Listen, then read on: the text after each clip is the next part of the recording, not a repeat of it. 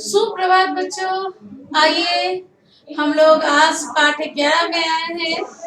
और बच्चों, सबसे पहले आज हम आपसे कुछ बातें करेंगे। किसके बारे में? बच्चों, आप लोग अभी तक जानवर में ऊंट को जाने हैं। ऊंट बड़ा ही जबरदस्त दिखने वाला, वो भी बहुत ही खूबसूरत, और ऐसे जगह में जहाँ हम नहीं चल सकते वहाँ ऊंट दौड़ सकता है। ठीक है, तो बच्चों आइए हम ऊंट को देखें। ये है ऊंट, है ना? कैसा लग रहा है ऊंट? ऊंट की पीठ ऊंची होती है, गर्दन लंबा होता है, उसके भी तो 4 पैर होते हैं, लेकिन किन कारणों से बालू पे दौड़ जाते हैं ये बच्चे आप बताएंगे। ठीक है, तो हम इसके बारे में बाद में चर्चा करते हैं। पहले हम ऊंट चला कविता पाठ 11 का अभी हम पढ़ेंगे। ठीक है,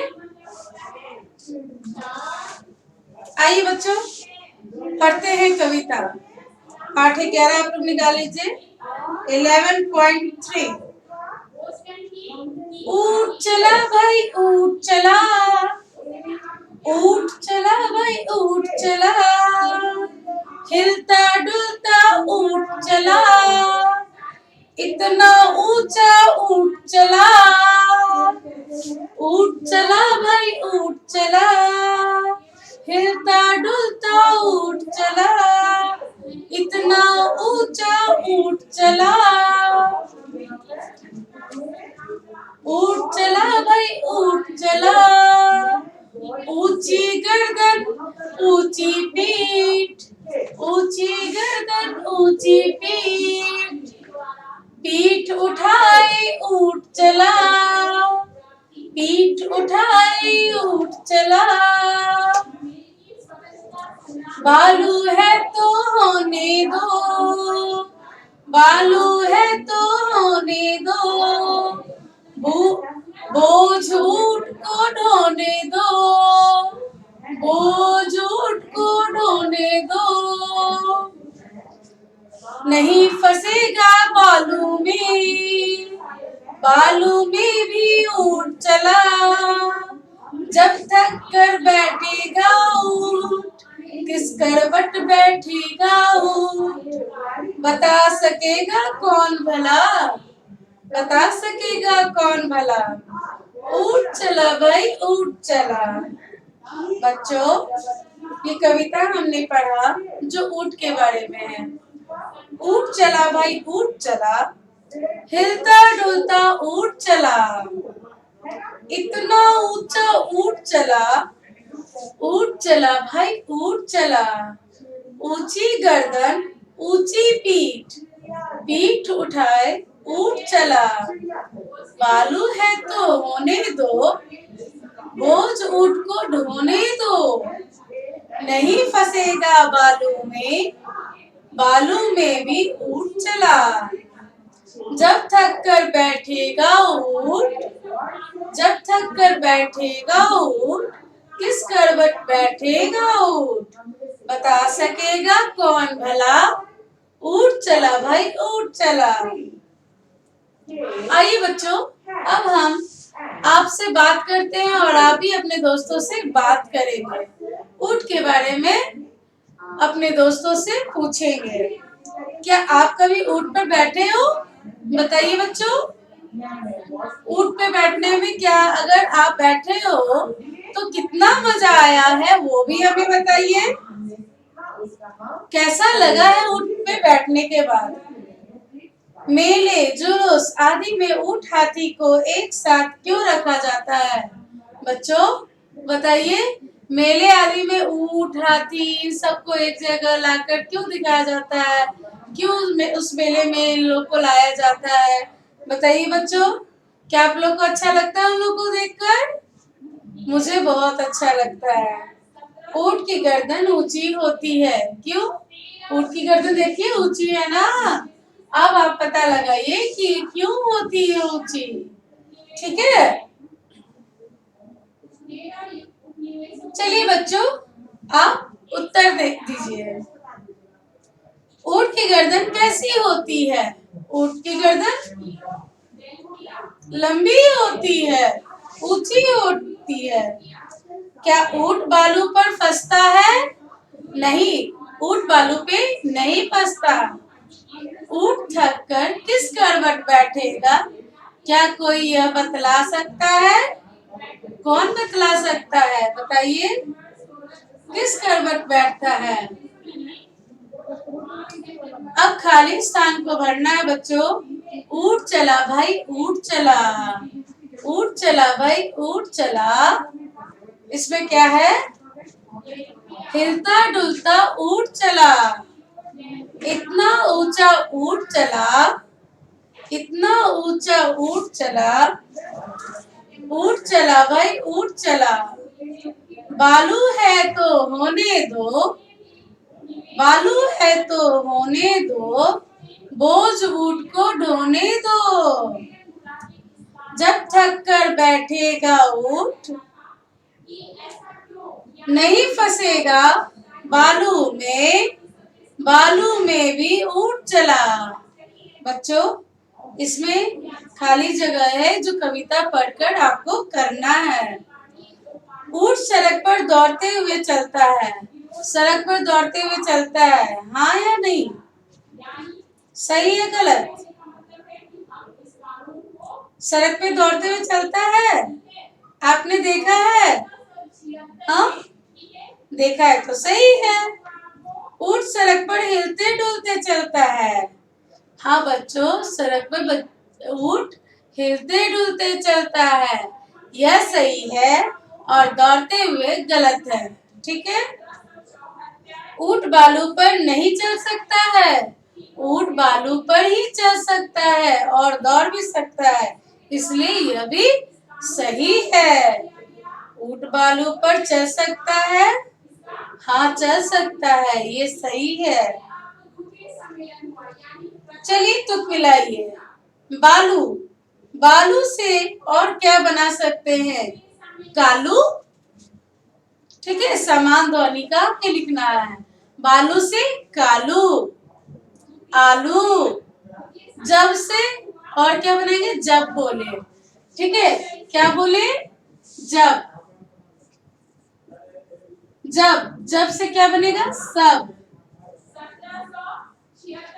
तब, है ना?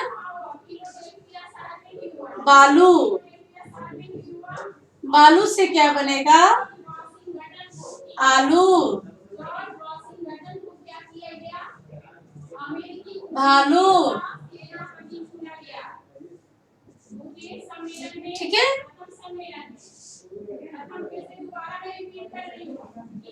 होने, होने का समान ध्वनि का शब्द और बताइए क्या होगा? रोने, ठीक है? इस तरह से हम लोगों ने शब्द बनाया समान ध्वनि। अब बताइए, हमें फिर से समूह में अलग करना है, ठीक है? आइए हम लोग देखें।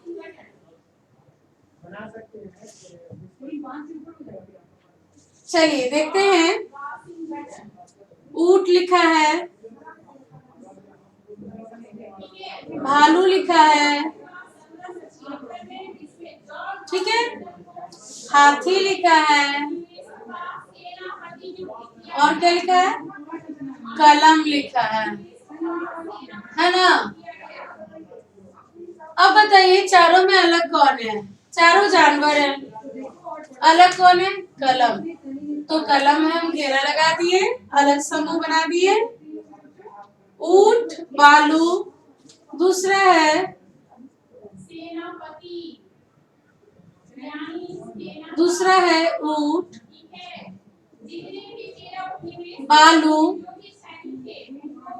बालू, लंबी, लंबी गर्दन,